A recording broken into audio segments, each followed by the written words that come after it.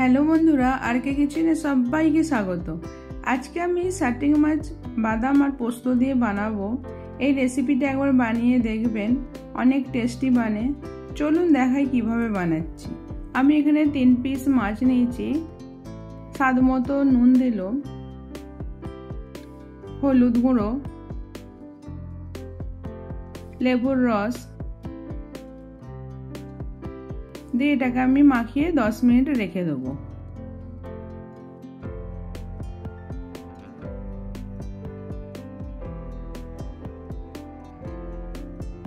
তারপর আমি একটা মশলা বানিয়ে নেব। মশলাটা ভেজে নেব।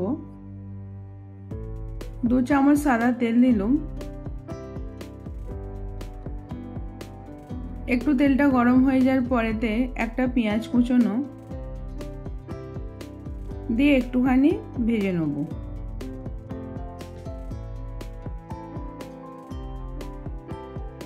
দুটো রসুন,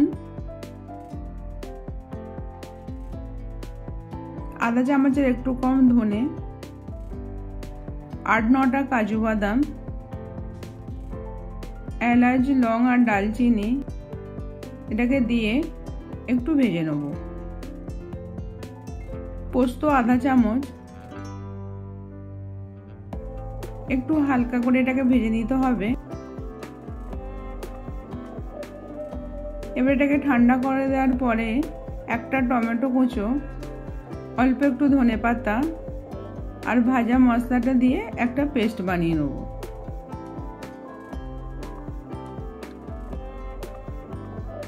তারপর কড়াতে সাদা তেল দিয়ে মাছগুলোকে ভেজে নেব।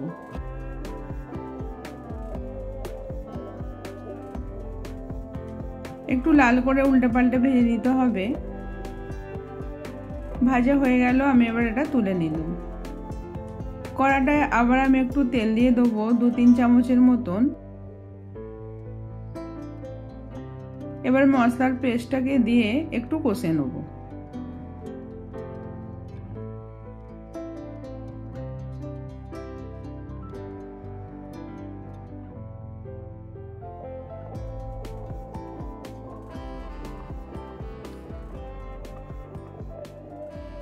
আধা চামচ লঙ্কা গুঁড়ো, আধা চামচের একটু কম হলুদ গুঁড়ো, স্বাদ মতো নুন দিয়ে এটাকে ভালো করে কষতে হবে। ভালো করে কষার পর দেখবেন তেলটা উপর দিকে উঠে এসেছে, তখন ভেবে নিতে হবে মশলাটা ভালোভাবে কষা হয়ে গেছে। পরিমাণ মতন জল দিয়ে দিলাম।